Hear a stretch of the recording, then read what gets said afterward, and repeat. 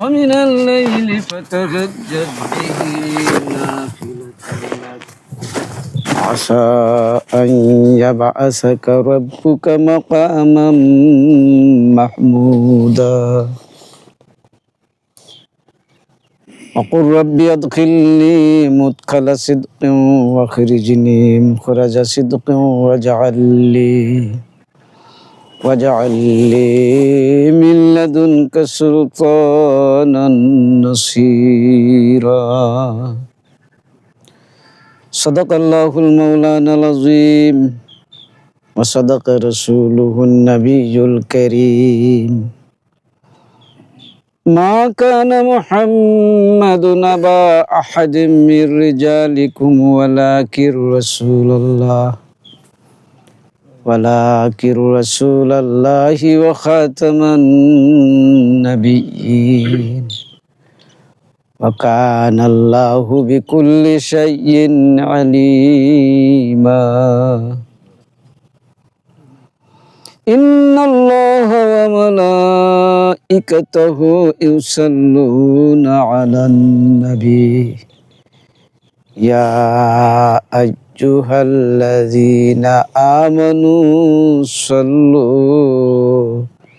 صلوا عليه وسلموا تسليما اللهم صل على سيدنا مولانا محمد وعلى آل سيدنا مولانا محمد اللهم صل على سيدنا مولانا محمد وعلى آل سيدنا مولانا محمد عشق محبوب خدا जिस दिल में हासिल नहीं عشق محبوب خدا जिस दिल में हासिल नहीं लाखों मुमिन हो मगर ईमान में कामिल नहीं अल्लाहुम्मा सल्ली अला सय्यदिना मौलाना मुहम्मद वअला आलि सय्यदिना मौलाना मुहम्मद सल्ली अला सय्यदिना मौलाना मुहम्मद वअला आलि सय्यदिना मौलाना मुहम्मद জীব গরিবি হালে সারা জীবন কাটাইলে অতীব গরিবি হালে সারা জীবন কাটাইলে সারে জাহান মাতাইলে সারে জাহান মাতাইলে মুহাম্মদ ইয়া রাসূলুল্লাহ আল্লাহুম্মা সাল্লি আলা সাইয়্যিদিনা মাওলানা মুহাম্মদ ওয়া আলি সাইয়্যিদিনা মাওলানা মুহাম্মদ সাল্লি আলা সাইয়্যিদিনা মাওলানা وعلى آل سيدنا مولانا محمد জীব গরিবি হালে সারা জীবন কাটাইলে सारे जहान मताइले सारे जहान मताइले मोहम्मद या रसूल अल्लाह अल्लाहुम्मा सल्ली अला सय्यदिना मौलाना मुहम्मद وعلى آل سيدنا مولانا محمد سيدنا مولانا وعلى آل سيدنا مولانا محمد আলহামদুলিল্লাহ আলহামদুলিল্লাহি আলা জালিক। যাবতীয় প্রশংসা সেই জাত পাকের জন্য যিনি আমাদের স্রষ্টা, যিনি আমাদের প্রতিপালক। আকাশ, পৃথিবী, চন্দ্র, সূর্য, গ্রহ, নক্ষত্র, জিন, ইনসান, জান্নাত, জাহান্নাম, আরশ, কুরসি, লাওহা, কালাম, সকল সৃষ্ট বস্তুর যিনি সৃষ্টিকর্তা, পালনকর্তা, মহাবিশ্বের মহাপালয়িতা, সেই জাত পাকের জন্যই সমস্ত প্রশংসা। তাঁর পিয়ারা হাবিব, প্রেমাস্পদ রসুল, সৈয়দুল মুরসালিন, ইমামুল মুরসালিন, রহমাত আলিল আলামিন, জনাবে মুহাম্মদুর রসুল্লাহ সাল্লাল্লাহু আলাইহি ওয়াসাল্লাম, অন্যান্য আম্বিয়া আলাইহিমুস সালাতু ওয়াস সালাম ও সাহাবে কেরাম রাদিয়াল্লাহু তাআলা আনহুম আজমাইন, এবং আল্লাহ পাকের যত প্রিয় বান্দা বান্দিরা এই দুনিয়া ছেড়ে চলে গিয়েছেন, প্রত্যেকের প্রতি অনাদি অনন্তকাল ধরে যাবতীয় প্রকারের উৎকৃষ্ট সালাত ও সালাম অবারিত ধারায় বর্ষিত হতে থাক। সবাই বলুন আল্লাহুম্মা আমিন।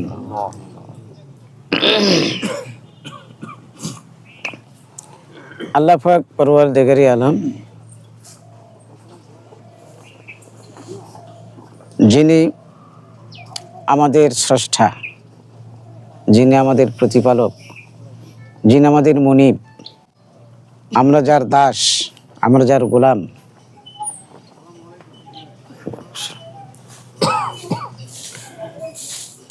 সেই মহান প্রভু পালক, যার নিয়ন্ত্রণে সমস্ত বিশ্ব পরিচালিত হচ্ছে, যার বিধানের চুল পরিমাণ কোনো অন্যথা করার শক্তি কারণে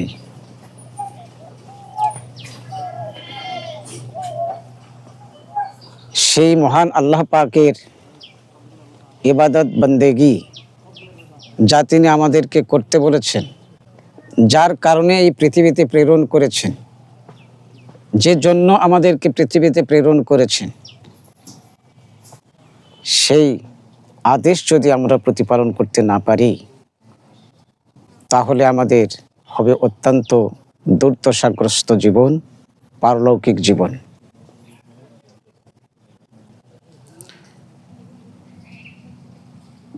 এই জীবন কিন্তু আমাদের স্থায়ী না, ক্ষণস্থায়ী।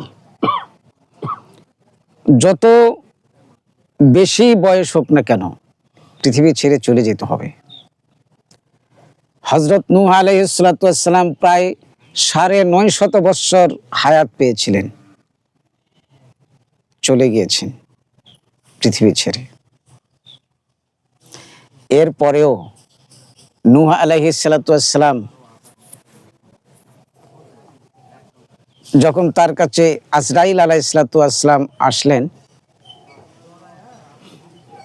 উনি বললেন, তো আমার আরো ৫০ বৎসর হায়াত আছে, তো ১০০০ বৎসর আমার হায়াত। আল্লাহর কাছে চলে গেলেন। আজরাইল আলাইহিস সালাতু ওয়াস সালাম বললেন, ই আল্লাহ, আপনি জানিয়ে দিয়েছেন তাকে ১০০০ বৎসরের কথা, তো আরো ১০০০ বৎসর বয়স তো আছে, আরো ৫০ বৎসর বয়স তো আছে।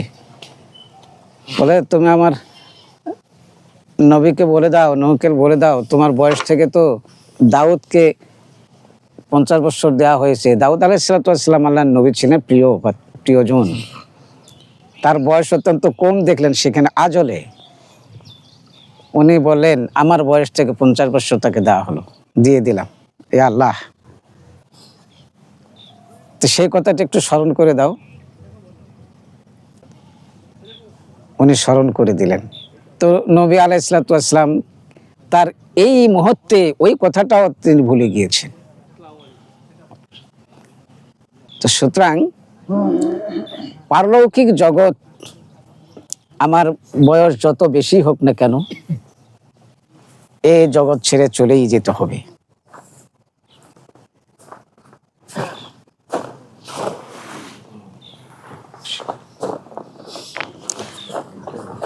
যেতেই তো হবে, কিন্তু আল্লাহ রাব্বুল আলামিনের সন্তুষ্টি নিয়ে যেতে হবে। আল্লাহ পাকের রেজামন্দি নিয়ে এই পৃথিবী থেকে যেতে হবে।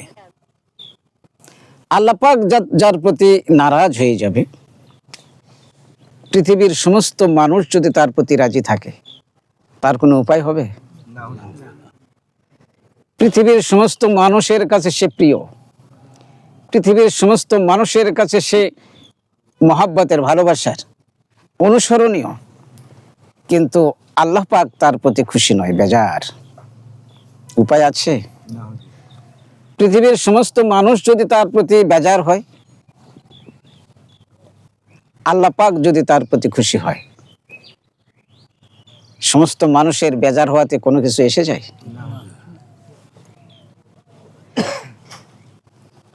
এই জন্য আমাদেরকে সবসময় লক্ষ্য রাখতে হবে আল্লাহ পাকের সন্তুষ্টির দিকে। আমি যে কাজ করতেছি, আমি যে পথে চলছি, আমি যে আকীদা বিশ্বাস প্রতি পোষণ করি, এগুলোর প্রতি আল্লাহ পাকের সন্তুষ্টি আছে কিনা, আল্লাহর বিধান অনুযায়ী হয় কিনা।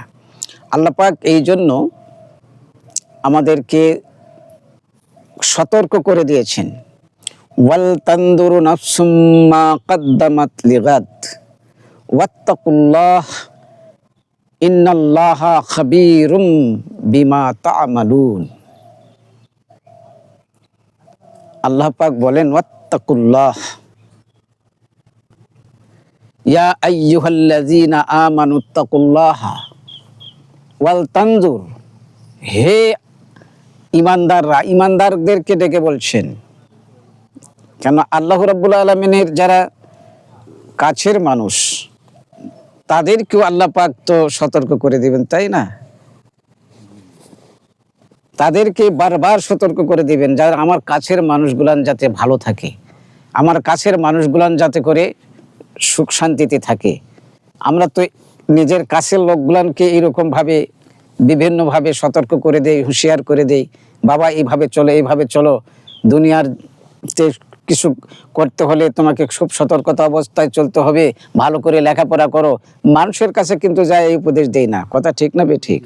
আমার নিজের সন্তান, নিজের নাতিপতি, তাদেরকেই বলি, এই সতর্কগুলো করে দিই। তো আল্লাহ রাব্বুল আলামিন পরওয়ারদিগারে আলমের কাছের মানুষ হচ্ছে ঈমানদাররা। এই জন্য ঈমানদারদেরকেই ভালো করে ইরশাদ করছেন, ইয়া আইয়ুহাল্লাযীনা আমানুত্তাকুল্লাহ। হে ঈমানদাররা, তোমরা তাকওয়া অর্জন করো। তাকওয়া, খোদাভীতি। কি জন্য বলছেন? তাকওয়া এমন একটা জিনিস, এমন একটা নিয়ামত, এইটা যার অর্জন হয়, সেই পৃথিবীর বুক থেকে ঈমান এবং আল্লাহর সন্তুষ্টি নিয়ে আমল নিয়ে এই পৃথিবী থেকে যাওয়ার সৌভাগ্য লাভ করে। কেননা পদে পদে, প্রতি নজরে নজরে কথা বলতে সে লক্ষ্য রাখবে আল্লাহ রাব্বুল আলামিনের সন্তুষ্টির প্রতি। আমি যে কথা বলছি, এই কথাটা আল্লাহর অভিপ্রায় কিনা, আল্লাহ খুশি কিনা। আমি যে কাজ করতেছি, এই কাজটা, এই মুহূর্তে এই কাজটা আল্লাহ পাক আমার প্রতি এই কাজে খুশি কিনা, বেজার, এই দিকে লক্ষ্য রেখে তারা কাজ করে, যারা তাকওয়া অবলম্বন করতে পারে। এই জন্য আল্লাহ রাব্বুল আলামিন বলেছেন, উজলিফাতিল জান্নাতুল লিল মুত্তাকিন। যারা আমার পরহেজগার বান্দা, তাকওয়ার অধিকারী, তাদের জন্য আমি জান্নাত তৈরি করে রেখেছি। বলেন সুবহানাল্লাহ। সুতরাং আমাদেরকে এই তাকওয়া অর্জন করার কথা আল্লাহ রাব্বুল আলামিন বলতেছেন ঈমানদারকে। এরপরে কি ওয়াল তানজুর, এনজার শব্দ থেকে, নাজার শব্দ থেকে শব্দটা এসেছে, তার মানে হচ্ছে ওয়াল তানজুর, সাবধান, সাবধান। ওয়াল তানজুর বলে আল্লাহ পাক বলছেন সাবধান, নাফসুম মা কদ্দামাত লিগাদ। তুমি আগামী দিনের জন্য যে কাজ করতেছো এই কাজের প্রতি লক্ষ্য রাখো, লক্ষ্য রাখবে এই কাজ তোমার আল্লাহ পাক এই কাজে খুশি না বেজার, নজর রাখতে বলতেছেন। ওয়াল তানজুর, সাবধান, তুমি লক্ষ্য রাখো তোমার এই কাজ যা আগামী দিনের জন্য বলছে। আগামী দিন মানে মৃত্যুর পরবর্তী জীবন, এই জীবনের জন্য তুমি যা করতেছো তার মানে কি আমাদের প্রতিটি কাজ, আমরা শুধু নামাজ ইবাদত বন্দেগী কিন্তু আমাদের কি নয়, যথেষ্ট নয়। প্রতিটি মুহূর্তে মুহূর্তের কাজই হচ্ছে আল্লাহ পাকের দরবারে আমাদের জন্য পাথেয় ইবাদত। প্রতিটি মুহূর্তে আল্লাহকে আমরা খুশিও করতে পারি, বেজারও হয়ে যেতে পারে আমাদের প্রতি প্রতিটি মুহূর্তে। এই মুহূর্তে যে আমরা এখানে বসে আছি, এই বসে থাকাটা, এই মজলিসটা আল্লাহ পাকের প্রতি কাছে প্রিয় না অপ্রিয়? প্রিয়। তার বুঝতে হবে আমরা আল্লাহ পাকের সন্তুষ্টির উপরেই এখন আমরা বসে আছি এখানে। কিন্তু অনেকে তো এই সময় অনেক অন্যায় কাজে লিপ্ত আছে, অনেক পাপাচারে লিপ্ত আছে। ওই দিক থেকে কিন্তু আমরা মনটাকে ঘুরে নিয়েছি এইদিকে। তো প্রতিটি মুহূর্তের কাজের প্রতি আল্লাহ রাব্বুল আলামিন আমাকে লক্ষ্য রাখতে বলছেন। যে কথা বলবো সেই কথাটা আল্লাহ পাকের অভিপ্রায় অনুযায়ী হচ্ছে কিনা, সন্তুষ্টির আওতায় হচ্ছে কিনা, আমি যে কাজ করবো সে কাজটা আল্লাহ রাব্বুল আলামিন খুশি কিনা, আমি যে পথে চলছি এই পথে চলা আমার প্রতি আল্লাহ খুশি না বেজার, এই দিকে লক্ষ্য রেখে তোমরা চলো। সাবধান, ওয়াল তানজুর, লক্ষ্য রাখবে তোমার প্রতিটি মুহূর্তের শ্বাস প্রশ্বাস, চাহনি, কথাবার্তা, পদক্ষেপ, প্রতিটি পদক্ষেপের প্রতি তুমিও লক্ষ্য রাখবে। ওয়াল তানজুর নাফসুম মা কদ্দামাত, এটা কাছের মানুষ অর্থাৎ মুমিনদেরকে লক্ষ্য করে বলছেন। কেন মুমিনরা আল্লাহ রাব্বুল আলামিনের প্রিয়। আল্লাহ রাব্বুল আলামিন মুমিনদের জন্যই অনেক পুরস্কার রেখেছেন। ইন্নাল্লাযীনা আমানু ওয়া আমিলুস সালিহাত লাহুম জান্নাতুন তাজরি মিন তাহতিহাল আনহার। মুমিনদের জন্য শুভ সংবাদ দিয়েছে আল্লাহ রাব্বুল আলামিন যে তারা মুমিন, এই মুমিনরা যখন প্রতিটি পদে পদে, ওই যে বললাম আমলে সালেহ নিয়ে যারা আসবে তাদের জন্যই আমি জান্নাত তৈরি করে রেখেছি। এই সুসংবাদ এই মুমিনদের জন্য। তাই আমাদের প্রত্যেকটি কাজের প্রতি আমরা লক্ষ্য রাখব, এই শিক্ষাই আমরা এই মাহফিলগুলোতে দিয়ে থাকি। এবার আবার বলছেন ওয়াত্তাকুল্লাহ, তোমরা আল্লাহকে ভয় করো। তুমি হয়তো মনে করবে যে আমি এই মুহূর্তে যে কাজ করতেছি আল্লাহ দেখে না, কেন দেখে না, মনে হয় আল্লাহ এর খবর রাখে না। ওয়াত্তাকুল্লাহ, ভয় করো। ইন্নাল্লাহা খাবীরুম বিমা তা'মালুন, তোমরা যা করো আল্লাহ পাক এর খবর রাখেন। তোমরা হয়তো মনে করতে পারো যে খবর আল্লাহ রাব্বুল আলামিন রাখে না, গোপনে করতেছি, অত্যন্ত গোপনে করতেছি, কেউ জানে না, কেউ দেখে না আমার গোপনীয় কাজগুলো, গোপনীয় কথাগুলো, গোপনীয় চিন্তাগুলো কেউ দেখে না। আমি মানুষকে ঠকাচ্ছি, যাকে ঠকাচ্ছি সেও তো জানি, অন্য কেউ জানলো না, আল্লাহ জানে কিনা? সাক্ষী নাই বলেই আমি তারকে ঠকাতে আমি পারলাম, তাকে ঠকাতে পারলাম, প্রতারণা করতে পারলাম, কোনো সাক্ষী নাই। ও আর আমি জানি, ও জানি এবং আল্লাহ পাক জানি। কথা ঠিক না বেঠিক? আমরা মনে করি হয়তো এই খবর আল্লাহ রাখবে না, আর এই বিষয়ে আমরা চিন্তা ভাবনাও করি না। কথা ঠিক না বেঠিক?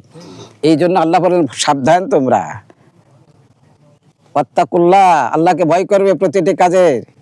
ইন্নাল্লাহা খাবীরুম বিমা তা'মালুন, তোমরা হয়তো মনে করো আল্লাহ এই খবর রাখে না, আল্লাহ এটা দেখে না, আল্লাহ এটা শোনে না। আল্লাহ রাব্বুল আলামিন তোমাদের প্রত্যেকটি কাজের খবর রাখেন তিনি। এমনকি অন্তরের ভিতরে গিয়ে কি চিন্তা করতেছো সেটাও আল্লাহ রাব্বুল আলামিন জানেন। ওয়া ইন তুবদু মা ফি আনফুসিকুম আও তুখফুহু ইউহাসিবুকুম বিহিল্লাহ, তুমি তোমার অন্তরের যা আছে সেটা তুমি প্রকাশ করো, আর প্রকাশ না করো, গোপনে রাখো, এর খবর আল্লাহ রাব্বুল আলামিন জানেন এবং এর হিসাব তোমাদের কাছ থেকে গ্রহণ করবে। ইউহাসিবুকুম বিহিল্লাহ। সুতরাং এই শিক্ষাগুলো আমাদের অত্যন্ত প্রয়োজন। প্রতিটি মুহূর্তে মুহূর্তে কাজে কামে যেখানে যাব, খালি শোনার মধ্যেই কিন্তু আমাদের সীমিত রাখলে হবে না, বাস্তবায়ন করতে হবে। কথা ঠিক না ঠিক? বাস্তবায়ন করতে হবে। তো এই কথাগুলো করা সহজ। আমরা যে যে কাজে আছি, যে যেভাবে চলি, শুধু আমার চলাটা পরিবর্তন করতে হবে। একটু যদি খারাপ দিকে থাকে, আল্লাহর অসন্তুষ্টির দিকে থাকে, কথা ঠিক না? পারবো না। এটা আমাদের আল্লাহ রাব্বুল আলামিন এমন কিছু আমাদেরকে করতে বলেননি যেটা আমরা পারবো না। লা ইউকাল্লিফুল্লাহু নাফসান ইল্লা উসআহা। কাউকে কোনো কাজের আদেশ করে নাই, কাউকে কোনো কিছু করতে বলেন নাই যেটা সে পারবে না। লা ইউকাল্লিফুল্লাহু নাফসান ইল্লা উসআহা। কাউকে কোনো আদেশ দেন নাই যা তিনি করতে পারবেন না, বরং যা সহজ করতে পারবে তাই বলেছেন। সুতরাং আজকের মাকতুবাত শরীফ আমাদের তরিকতপন্থী, যেহেতু আমরা এই প্রতি মাসে মিলিত হই এই মাকতুবাত মাহফিলের আয়োজনে, কিছু মাকতুবাত শরীফ থেকে আলোচনা করেই আমরা ইনশাআল্লাহুল আজিজ আজকের মাহফিল সমাপ্তি ঘোষণা করব। আল্লাহ পাক দর্শক পড়েন, আল্লাহুম্মা সাইয়্যিদিনা মাওলানা মুহাম্মদ وعلى آل سيدنا مولانا محمد الله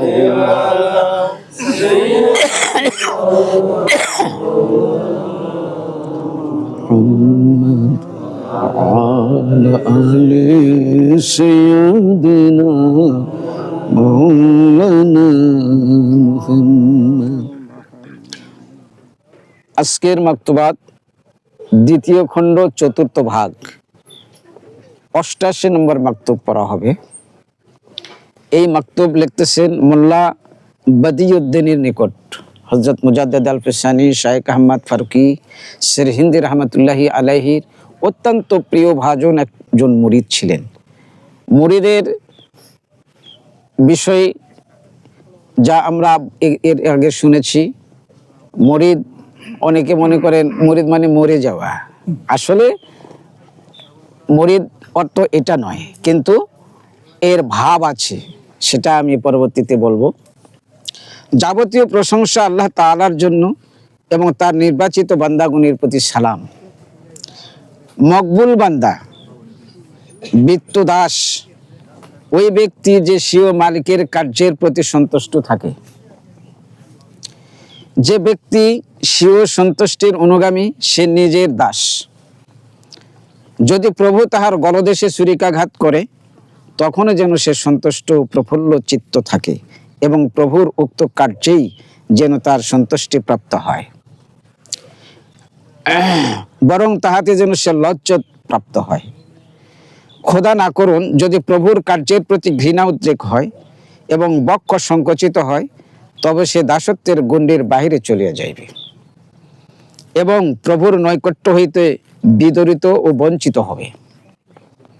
প্লেগ যখন আল্লাহ তাআলার ইচ্ছা, তখন তাহাকে নিজের ইচ্ছা বলিয়াই জানিতে হইবে ও তাহাতেই প্রফুল্ল ও সন্তুষ্ট থাকিতে হবে। প্লেগের প্রাবল্যে ভ্রকঞ্চিত ও মনক্ষুণ্ণ হইবেন না, বরং প্রিয়জনের কার্য বলিয়া উহাতে লজ্জাপ্রাপ্ত হইবেন। আজল বা মৃত্যুকাল প্রত্যেকের জন্য নির্ধারিত, হ্রাস বৃদ্ধির সম্ভাবনা রহিত। অতএব অস্থির হইবার আর কি আছে? একান্ত না হয় বিপদ হইতে রক্ষা প্রার্থনা করিবেন, আল্লাহর গজব হইতে নিষ্কৃতি যাঞ্চা করিবেন, যেহেতু দোয়া প্রার্থনা আল্লাহ তাআলার অভিপ্রেত। আল্লাহ তাআলা ফরমাইছেন, তোমাদের প্রতিপালক বলিয়াছেন, আমার নিকট প্রার্থনা করো, আমি তা কবুল করব। মাওলানা আব্দুর রশিদ আসিয়া তথাকার অবস্থা বর্ণনা করলেন। আল্লাহ তাআলা আপনাদেরকে জাহেরি বাতিনি সুস্থতা প্রদান করুন, আমিন। এর উপরে এই মাকতুবাতের উপরে কিঞ্চিত আলোচনা করব। আপনার খুব মনোযোগ সহকারে এর বিষয়ে কি বোঝাতে চাচ্ছেন আমাদেরকে, সেই কথাটাই আমি আপনাদের কাছে তুলে ধরব। আল্লাহ পাকের নির্বাচিত বান্দাগণের প্রতি সালাম। আল্লাহর প্রশংসার পরে আল্লাহ পাকের নির্বাচিত বান্দা যারা রয়েছেন তাদের প্রতি সালাম, অর্থাৎ সালেহীন, যাদেরকে আমরা নামাজের ভিতরে সালাম দিয়ে থাকি, বলি না? আসসালামু আলাইকা আইয়ুহান নবী ওয়া রাহমাতুল্লাহি ওয়া বারাকাতুহু ওয়াসসালামু আলাইনা ওয়া আলা ইবাদিল্লাহিস সালিহিন। আল্লাহ যখন বললেন, হে আল্লাহ, আল্লাহ পাক বললেন তোমার প্রতি সালাম, অর্থাৎ এই নামাজের প্রতি ভিতরে আমরা এই কথাই প্রোগ্রাম আল্লাহ রাব্বুল আলামিনের এই উক্তিটা বললাম যে আল্লাহ পাক বান্দাদের প্রতি সালাম শান্তি বর্ষণ করেন। আর রাসূল সাল্লাল্লাহু আলাইহি ওয়াসাল্লাম তখন কি বলেছিলেন? শুধু আমি না, ওয়া আলা ইবাদিল্লাহিস সালিহিন, আল্লাহ তোমার এই শান্তি, তোমার রহমত বরকত শুধু আমার একার জন্য নয়, যারা তোমার সালেহ বান্দা আছে তাদের সবার জন্য এই সালাত এবং সালাম। জোরে বলুন সুবহানাল্লাহ। এই জন্য যদি আমরা সৎ হতে পারি, নেককার হতে পারি, সালেহ হতে পারি, আমাদের দোয়া তো আছেই, পৃথিবীর সমস্ত নামাজীদের দোয়া আমাদের জন্য আসবে। বলুন সুবহানাল্লাহ। সমস্ত নামাজীদের দোয়া আমাদের জন্য আল্লাহ রাব্বুল আলামিন নির্ধারণ করে রাখবেন। মকবুল বান্দা বিত্তদাস ওই ব্যক্তি যে স্বীয় মালিকের কার্যের প্রতি সন্তুষ্ট থাকে। মকবুল বান্দা, মকবুল মানে বরণীয় যিনি, সম্মান গৃহীত, যে ব্যক্তি সম্মানিত ব্যক্তি, যাকে সম্মান করা হয়, বরণ করা হয়। সম্মানিত ব্যক্তিকেই আমরা তো বরণ করে থাকি, তাই না? এই বরণ করে নেওয়া হয়, বরণীয় ব্যক্তিকে বলা হয় মকবুল বান্দা। এই আল্লাহ রাব্বুল আলামিনের বরণীয় বান্দা ওই ব্যক্তি হতে পারবে, তাদের কিছু বৈশিষ্ট্য এখানে বর্ণনা করা হচ্ছে, যে মালিকের কার্যের প্রতি সন্তুষ্ট থাকে। মালিক যা করতে বলবেন সেটাই করবে, মালিক আমার জন্য যা নির্ধারণ করেছেন তাতেই খুশি থাকবে। এটা হচ্ছে বরণীয় বান্দাদের বৈশিষ্ট্য। যেমন সে যে ব্যক্তি স্বীয় সন্তুষ্টির অনুগামী, আমি যে কাজের প্রতি খুশি, অর্থাৎ আল্লাহ পাক এই কাজ আমার জন্য চাচ্ছে না, কিন্তু আমার চাওয়া যে এই কাজটা হলে ভালো হতো, কিন্তু আল্লাহ রাব্বুল আলামিন বুঝেছেন না এই কাজটা আমার জন্য শুভনীয় নয়, তাই এই কাজটা আমার জন্য সফল করে দেয় না। কথা ঠিক না বেঠিক? তো এই যে আমরা হাকিকতটা বুঝি না বলেই আল্লাহ পাকের নির্ধারিত কাজের প্রতি আমরা অনেক সময় খুশি হতে পারি না। এত বিপদ আপদ বালা মুসিবত, আল্লাহ আর লোক দেখতে পারলো না, এত নামাজ পড়ি, এত দোয়া করি, তবু আমারই এত বিপদ, বলে কিনা মানুষ? এটা কিন্তু আল্লাহ রাব্বুল আলামিনকে গালি দেওয়া হলো, এরকম অভিযোগ করা হলো, এরকম অভিযোগ করা আমাদের জন্য উচিত হবে না। আল্লাহ রাব্বুল আলামিন আমার জন্য বিপদ আপদ দেয় কি জন্য জানেন? মুমিন আল্লাহ রাব্বুল আলামিনের কাছের বান্দা। হাদিস শরীফে এসেছে, আমরা তো কেউ নিষ্পাপ নয় না, আমরা কেউ কি বলতে পারবো নিষ্পাপ? একমাত্র আম্বিয়া আলাইহিস সালাতু ওয়াস সালাম নিষ্পাপ। তারা ইসমতে আম্বিয়া বলা হয় এই সূত্রকে। ইসমতে আম্বিয়া, নবী আলাইহিস সালাতু ওয়াস সালামের ইসমাত, অর্থাৎ নবী আলাইহিস সালাতু ওয়াস সালাম নিষ্পাপ, কিন্তু আল্লাহ পাক তাদেরকে নির্বাচন করেছেন, এই জন্য আল্লাহ রাব্বুল আলামিন তাদেরকে নিষ্পাপ করে পাঠিয়েছেন। আর আমরা হচ্ছে গুনাহগার, আমাদের পাপ হবে। আদম আলাইহিস সালাতু ওয়াস সালামও ভুল করেছিলেন, তাকে কিন্তু পাপী বলা যাবে না। এটা অনেকে বলেন পাপ, কিন্তু পাপী বলা যাবে না, এটা ভুল। এ সম্পর্কে আমি পরবর্তীতে আলোচনা করব, তার ভুলটা কিরকম ধরনের ছিল, ইজতিহাদি ভুল যেটাকে বলা হয়। তো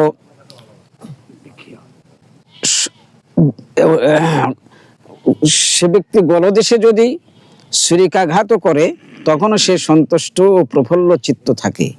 প্রভুর উক্ত কার্যেই যেন তাহার সন্তুষ্টি প্রাপ্ত হয়, বরং আরো লজ্জত প্রাপ্ত হয়। কেন? বিপদ আপদ বালা মুসিবত যখন আসে মুমিনদের, আমাদের পাপগুলো ক্ষয় হয়ে যায়। কি হয়? এমন কোনো বিপদ নেই মুমিনের যে বিপদ দ্বারা কোনো মুমিনের পাপ ক্ষয় হয় না। এমনকি স্যান্ডেলের ফিতাও যদি ছুঁড়ে যাও কারো, এটাও মুমিন বান্দার একটা পাপের কাফারা হয়ে গেল। বলুন সুবহানাল্লাহ। তো এটা ভালো না খারাপ? আমরা বুঝি না বলেই এই কাজগুলোর প্রতি আমরা নারাজ হয়ে যাই, বিপদ আসলে নারাজ হয়ে যায়, বেজার হয়ে যায়। কিন্তু বুঝতে হবে বিপদ আপদ, আমি যেহেতু মুমিন, আল্লাহ পাক যেহেতু আমাকে পছন্দ করেন, তাই এই বিপদ দিয়ে আমাকে জাহান্নাম থেকে রক্ষা করলো আল্লাহ পাক। হযরত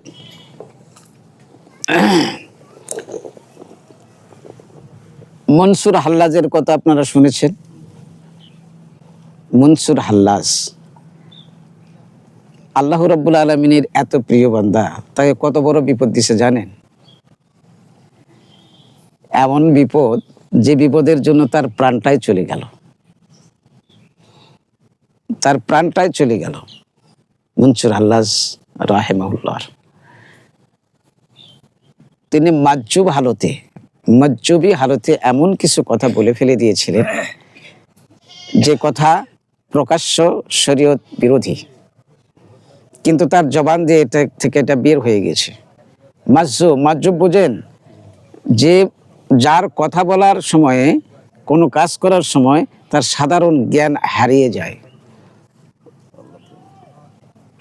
সাধারণ জ্ঞান হারিয়ে যায়, কি বলবে না বললে তা নিজের থেকে বলতে পারে না। মাজজুব এটা কি বলে?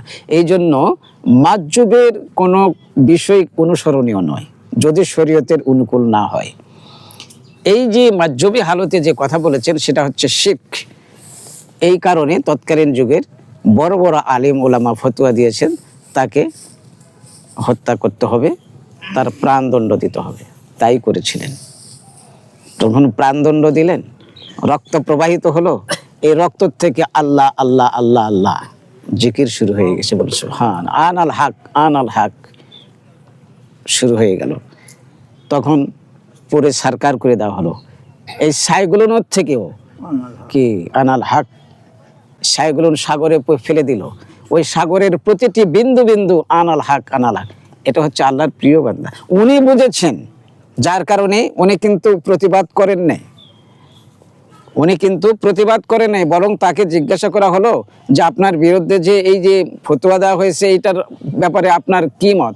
করছেন, আমার বিরুদ্ধে যারা ফতোয়া দিয়েছেন শরীয়তের অনুকূলে দিয়েছেন, তাদের প্রতি আমার কোনো কি নাই, অভিযোগ নাই, কেননা তারা শরীয়ত সিদ্ধ কাজই করতেছেন। বলেন সুবহানাল্লাহ। পারবো আমরা? নিজের জীবন চলে যাচ্ছে যে মতের কারণে, যে পথের কারণে। এটা হচ্ছে আল্লাহ রাব্বুল আলামিনের পক্ষ থেকে যা আসছে উনি ওইটা মেনে নিয়েছেন, যার কারণে আল্লাহ রাব্বুল আলামিন তার মর্যাদা বৃদ্ধি করে দিয়েছেন। জোরে বলুন সুবহানাল্লাহ। এই কাজেই বরং তিনি লজ্জত পান। লজ্জত মানে স্বাদ অনুভব করেন। লজ্জত শব্দের অর্থ হচ্ছে স্বাদ, তিনি স্বাদ অনুভব করেন। খোদা না করুন যদি প্রভুর কার্যের প্রতি ঘৃণা উদ্রেক হয় এবং বক্ষ সংকুচিত হয়, তবে সে দাসত্বের গণ্ডির বাইরে চলে যাবে। আল্লাহ রাব্বুল আলামিন পরওয়ারদিগারে আলম আমার জন্য যা নির্ধারণ করেছেন, বিপদ আপদ বালা মুসিবত যা কিছুই হোক না কেন, এতে যদি আমার সামান্যতম মন খারাপ হয়ে যায় এবং ভ্রু কঞ্চিত হয়, তাহলে আল্লাহর বান্দার গণ্ডির থেকে বের হয়ে যাবে। সে আল্লাহর গণ্ডির থেকে বের হয়ে যাবে, বা উবুদিয়তের গণ্ডির থেকে বের হয়ে যাবে। সে আল্লাহর বান্দার দলে থাকতে পারবে না। এটা হচ্ছে তাসাউফের দৃষ্টি। একটা কথা বলেন, হাসানাতুল আবরার সাইয়্যাতু আলাল মুকাররাবিন, এই বিষয়টা একটু প্রকাশ করা দরকার। এই যে কথা বলেছে এটা মুকাররাবদের কথা। কাদের কথা? মুকাররাবদের কথা। মুকাররাব বান্দা আর আবরারদের পার্থক্য আছে। আমরা অনেক সময় বলি এই বৃষ্টিপাত হলো বলে আল্লাহ পাক, এই বৃষ্টিপাত হলো বলে ধানটা খুব ভালো হলো, তাই না? বলে থাকি বৃষ্টির জন্যই ধান হলো। এই কাজটা যদি আমার গাভীটা যদি দুধ না দিত, তাহলে এবার আমাকে না খেয়ে মরতে হতো। আসলে কি গাভীর দুধে আমাকে বাঁচাছে? হ্যাঁ, এই ধান কি ওই আকাশে বৃষ্টির কারণে হয়েছে? হয়নি। কিন্তু আবরাররা যদি এই কথা বলে, তো আল্লাহ পাক তাদেরকে ক্ষমা সুন্দর দৃষ্টিতে দেখবে। এরা আবরারদের এটা পদ। নেককার কিন্তু মুকাররাব না। আর মুকাররাব যদি সামান্যতম এরকম বলে, তাহলে তারা মোকাররাবের অর্থাৎ উবুদিয়তের পথ থেকে তারা বিচ্যুত হয়ে যাবে। মোকাররাব আপনজনদের থেকে আঘাত পেলে সে আঘাতটা সবচেয়ে বেশি কষ্ট লাগে না? নিজের নিজের আপনজন যারা, তারা যদি কোনো কটু কথা বলে বুকে সবচেয়ে বেশি আঘাত লাগে না? তো এই জন্য আল্লাহ রাব্বুল আলামিন পরওয়ারদিগারি আলাম ওই মুকাররাবদার কাছ থেকে এই কথা ধরে শিরক, এটা হচ্ছে শিরক, কিন্তু ওই যে সাধারণ যেটা বললাম এটা শিরক, কিন্তু শিরকে খাফি। এই জন্য আল্লাহ পাক তাদেরকে ক্ষমা করে দেওয়ার একটা রাস্তা রেখেছেন, ক্ষমা করে দিবে আল্লাহ পাক। কিন্তু এই কথাটা যদি কোনো মুকাররাব বান্দা বলে, আল্লাহ পাক তাকে ছাড়বে না, গুন্ডের বাইরে চলে যাবে সে বদুয়েতের। এই জন্য আল্লাহ রাব্বুল আলামিনের মুকাররাব বান্দা হওয়ার এই জন্য আমাদের চেষ্টা করতে হবে। মুকাররাব বান্দা হলে কি হবে জানেন? মুকাররাব বান্দা তারা পৃথিবীতে আল্লাহ রাব্বুল আলামিনের অভিপ্রায়ের বাইরে কোনো কাজই করবে না, আল্লাহর সন্তুষ্টির বাইরে কোনো কাজই করবে না, আল্লাহর ইচ্ছার বাইরে কোনো কাজই করবে না। এইরকম বান্দা যখন আল্লাহর কাছে উপস্থিত হবে মুকাররাবরা কিয়ামতের ময়দানে, আল্লাহ পাক তাদেরকে বলবে, তোমরা পৃথিবীতে আমার সন্তুষ্টির অর্জনের জন্য কাজ করেছো, বলো তোমরা যা চাবে তাই দিব, তোমরা কি চাও? তো ওরা কি বলবে জানেন? আমরা তো হলে তো বলবো যে আল্লাহ এটা চাই, ওটা চাই, ওটা চাই। ওরা বলবে কি? বলবো আল্লাহ পৃথিবীতে আপনার ইচ্ছার বাইরে কোনো কিছু করিনি, আজও আপনার ইচ্ছার বাইরে আপনি যা দিবেন আমাদেরকে সেটাই আমাদের খুশি, তাতেই আমরা খুশি। আল্লাহ পাক বলবেন ঠিক আছে, তোমরা জাহান্নামের দিকে চলে যাও, যাও জাহান্নামে। এই হুকুম দেওয়া দেরি, দৌড় দিতে দেরি নাই, ওরা জাহান্নামের দিকে দৌড় দিবে। কেন? আল্লাহ রাব্বুল আলামিন বলেছে। আল্লাহ রাব্বুল আলামিন জাহান্নামের ফেরেশতা মালিককে বলবেন ওদেরকে থামাও, এদেরকে থামাও। কেননা এরা যদি জাহান্নামে যায়, এদের অন্তরে যে প্রেমের আগুন আছে, এই প্রেমের আগুনে জাহান্নামের আগুনগুলো নির্বাপিত হয়ে যাবে। বলুন সুবহানাল্লাহ। সুতরাং ওদেরকে থামাও। আল্লাহ প্রেম, আল্লাহর ভালোবাসা মুকাররাবদের যেটা আছে আমাদের সেটা নেই। এই জন্য আর মুকাররাব বান্দা হওয়ার জন্য আমাদেরকে চেষ্টা করতে হবে। আর মুকাররাব বান্দা হওয়ার যে খুব কষ্ট তা না, আমরা প্রতিটি পদে পদে আমরা ইচ্ছা করলে এটা সাধনা করলে করতে পারবো। আর এই সাধনাটাই শিক্ষা দেওয়া হয় এখানে। কথা ঠিক বললাম ভুল বললাম? কিভাবে একজন মানুষ মুকাররাব হবে, কিভাবে একজন মানুষ আল্লাহ রাব্বুল আলামিনের প্রিয় পাত্র হবে, প্রিয় জন হবে, নৈকট্য প্রাপ্ত হবে, এটার শিক্ষাই হচ্ছে তাসাউফের শিক্ষা।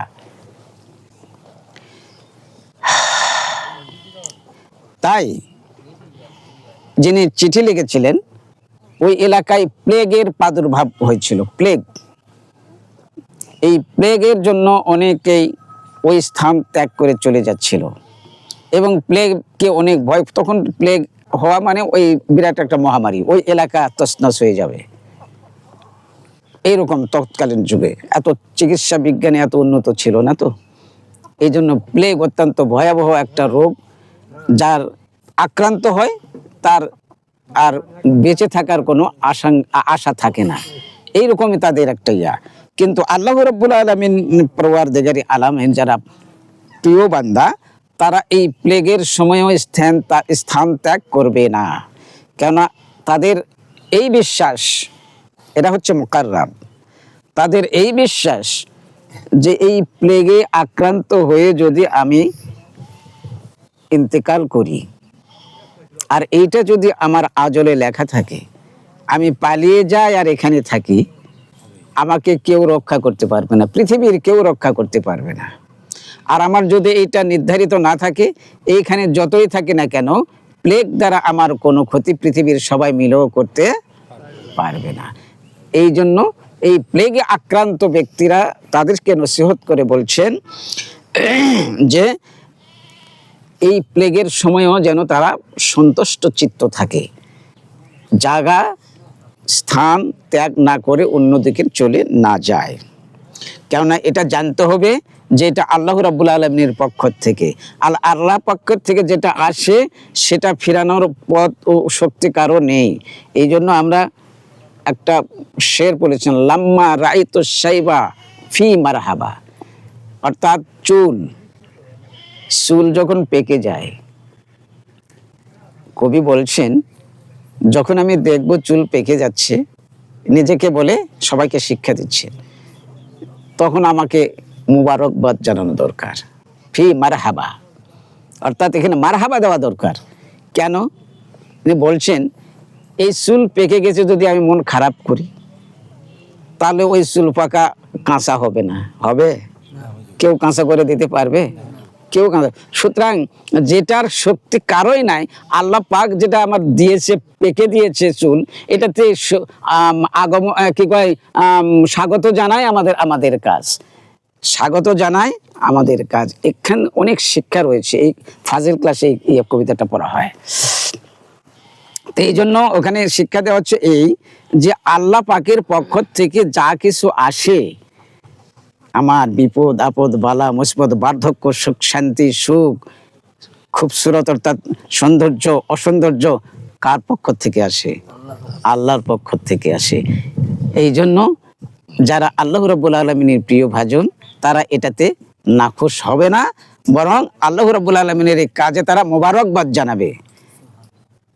কেননা এ মোবারকবাদ জানাবে এই জন্য, যদি আমি খুশি হই তথাপি এর পরিবর্তন হবে না, যদি আমি না খুশ হই তথাপি এর পরিবর্তন হবে না। সুতরাং আল্লাহ রাব্বুল আলামিনের কাজে মোবারকবাদ জানানোই হচ্ছে বুদ্ধিমানের কাজ। প্লেগের প্রাবল্যে ভ্রুকুঞ্চিত মনক্ষুণ্ণ হইবেন না, বরং প্রিয়জনের কার্যবলী ও হাতে লজ্জত প্রাপ্ত হইবেন, স্বাদ অনুভব করবেন। কেন? এটা প্রিয়জনের কাজ, প্রিয়জনের কাজ।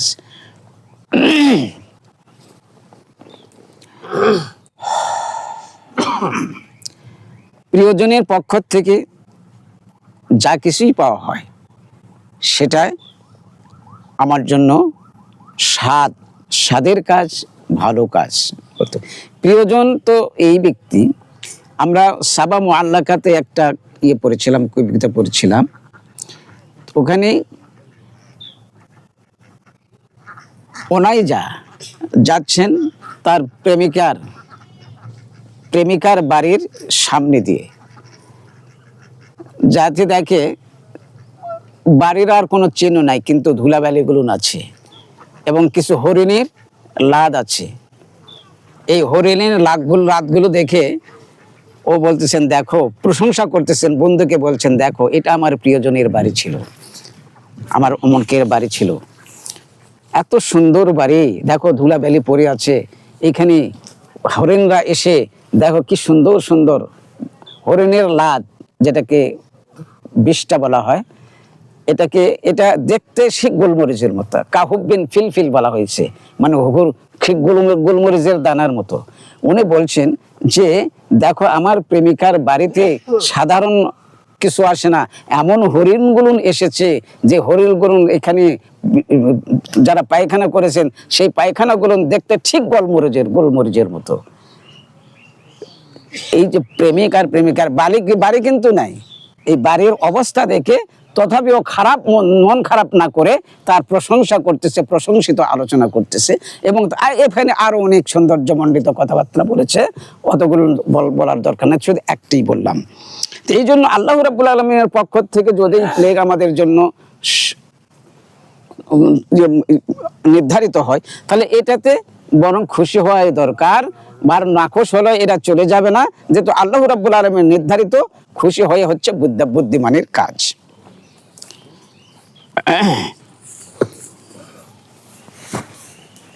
দরুদ শরীফ পড়ুন, আল্লাহুম্মা সাল্লি আলা সাইয়্যিদিনা মাওলানা মুহাম্মদ ওয়া আলা আলি সাইয়্যিদিনা মাওলানা মুহাম্মদ।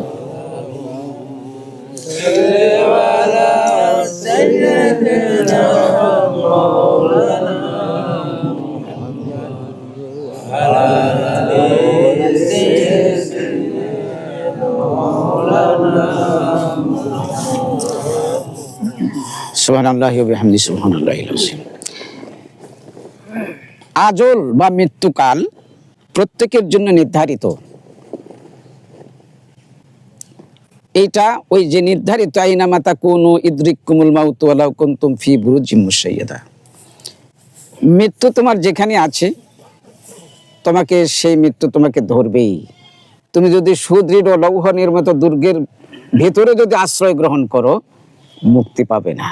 সুতরাং এই মৃত্যু এটা আজল, এটার সুনির্দিষ্ট একটা সময় আছে, যার যার জন্য সে নির্দিষ্ট সময় নির্ধারিত হয়েছে, সেই নির্ধারিত সময়ে মৃত্যু আসবেই। সুতরাং অস্থির হইবার কোনো কারণ নেই। তবে একটা কাজ করার জন্য এখানে মুজাদ্দিদ আল ফিসানি রহমতুল্লাহি আলাইহি বলছেন, যেটা হচ্ছে তুমি এই বিপদ থেকে তুমি আল্লাহর কাছে প্রার্থনা করতে পারো, আল্লাহর কাছে মুক্তির প্রার্থনা করতে পারো। কেন আল্লাহ রাব্বুল আলামিন আমাদেরকে জানিয়ে দিয়েছেন যে তোমরা তোমাদের প্রত্যেকটি অবস্থায় আমার কাছে চাও, আমি তোমাদেরকে দিয়ে দেব। উদউনি ফাস্তাজিব লাকুম, আল্লাহ পাক বলেন আমার কাছে চাও, আমার কাছে প্রার্থনা করব, ফাস্তাজিব লাকুম, তুমি যা চাবে আমি তা কবুল করে নেব। সুতরাং আল্লাহর কাছে প্রার্থনা করতে কোনো দোষ নাই। আল্লাহ এই বিপদ থেকে তুমি প্রার্থনা করো, তুমি একমাত্র বাঁচানোর মালিক, তুমি একমাত্র শক্তিধর। এইরকম ভাবে আল্লাহর প্রশংসিত প্রার্থনাগুলো করে আল্লাহর কাছে আমার এই বিপদের কথা বলবো, আমার সমস্যার কথা বলবো, আল্লাহর কাছে চাবো। আল্লাহ যদি ভালো মনে করেন তাহলে আমার দোয়া প্রার্থনা কবুল করে এটা দান করবেন। প্রার্থনা যদি আমার দুনিয়ার জন্য না করে কবুল হয়, এইগুলো যদি মনে করি যে আমাদের প্রার্থনা কবুল হলো না, এটা হলো না তা না, কিন্তু এটা প্রার্থনা কবুল হবে যদি আমি মনোযোগ সহকারে করি। কিন্তু এইটা যদি এইখানে আমার প্রাপ্ত না হয়, এটা সঞ্চয় রেখে দেয় আল্লাহ রাব্বুল আলামিন কিয়ামতের ময়দানে আমাকে এই প্রার্থনার যে বিষয়বস্তু, যে সওয়াব, এগুলো আমাকে সেদিন দেখাবে। আর আমি তখন বলতে থাকবো আফসোস করো, আমার দুনিয়ার জন্য যদি একটাও প্রার্থনা মঞ্জুর না হতো, এইরকম ভাবে আখিরাতের জন্য যদি সঞ্চয় রাখতো, এটাই ভালো হতো। বলুন সুবহানাল্লাহ। এই জন্য আল্লাহর কাছে প্রার্থনা করতে হবে বিপদ আপদ বালা মুসিবত সবসময়। আল্লাহ পাক আমাদেরকে সবাইকে তৌফিক এনায়েত করুন। সবাই বলুন আল্লাহুম্মা আমিন। এরপরে আবার বলছে মাওলানা আব্দুর রশিদ আসিয়া পতাকার কথা বর্ণনা করেছে, অবস্থা বর্ণনা করেছে। আল্লাহ তাআলা আপনাদেরকে জাহেরি বাতিনি সুস্থতা প্রদান করুন। শেষে যে কথাটা বলেছেন, জাহেরি এবং বাতিনি সুস্থতা প্রদান করুন। জাহের অর্থাৎ আমার শারীরিক সুস্থতা, জাহের সুস্থতা মানে শারীরিক সুস্থতা। কেননা মানুষের আল্লাহ পাকের পক্ষ থেকে যতগুলো নিয়ামত আছে, এই নিয়ামতের ভিতরে সবচেয়ে শ্রেষ্ঠ নিয়ামত হচ্ছে সুস্থতা। কোটি কোটি টাকা আছে, সুস্থতা নাই, কোনো লাভ নাই। আর সুস্থ যদি পথের ভিখারিও হয়, সুস্থ শরীরে আছে, সে যা পাবে তাতেই সে খুশি থাকতে পারবে। এই জন্য সুস্থতা, শারীরিক সুস্থতা, এই জন্য বলতেছেন শারীরিক সুস্থতা নিয়ে যেন আল্লাহ পাকের ইবাদত বন্দেগী করতে পারে। এবং মানুষ কালবি সুস্থতা, বাতিনি সুস্থতা, এটাও যেন তোমাদেরকে দান করে আল্লাহ পাকের কাছে প্রার্থনা করতেছেন। কেননা জাহেরি এবং বাতিনি সুস্থতার দ্বারা আল্লাহ পাকের যে ইবাদত বন্দেগী করা হয়, এই ইবাদত বন্দেগী সামান্য হলেও আল্লাহ পাক এটার আমাদের জন্য নাজাতের ব্যবস্থা করে দিবেন। জোরে বলুন সুবহানাল্লাহ। বাতিনি সুস্থতা যদি হয়, তখন সামান্য ইবাদত বন্দেগীও আমাদের জন্য আল্লাহ পাকের কাছে গ্রহণযোগ্য হয়ে যাবে। এই জন্য হাদিস শরীফে আসছে, আখলিস দিনাক ইয়াকফিকা আমালাল কালিল, তুমি খালেস মনোযোগ সহকারে আন্তরিকতার সঙ্গে অল্প ইবাদতই করো, এটাই তোমার নাজাতের জন্য যথেষ্ট হয়ে যাবে। বলুন সুবহানাল্লাহ। আল্লাহ পাক আমাদেরকে সবাইকে জাহেরি এবং বাতিনি সুস্থতা দান করুন। সবাই বলুন আল্লাহুম্মা আমিন। ওয়া আখিরু দাওয়ানা আনিল হামদুলিল্লাহি রাব্বিল আলামিন। ওয়াসসালামু আলাইকুম ওয়া রাহমাতুল্লাহি ওয়া বারাকাতুহু।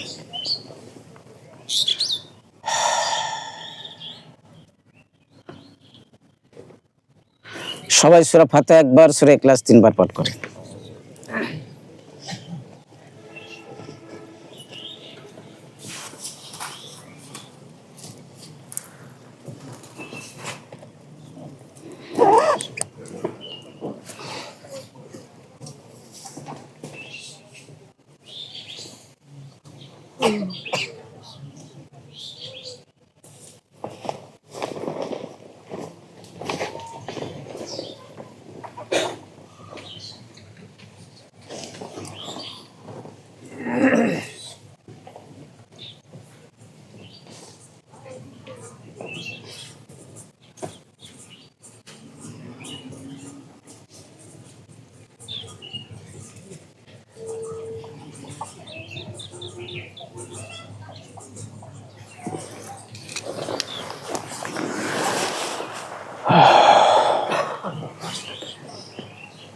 আল্লাহুম্মা আমিন। আলহামদুলিল্লাহি রাব্বিল আলামিন, আসসালাতু ওয়াসসালামু আলা রাসূলিল কারীম ওয়া আলা আলিহি ওয়া সাহবিহি ওয়া যুররিয়্যতিহি ওয়া আহলি বাইতিহি ওয়া আহবাবিহি আজমাইন।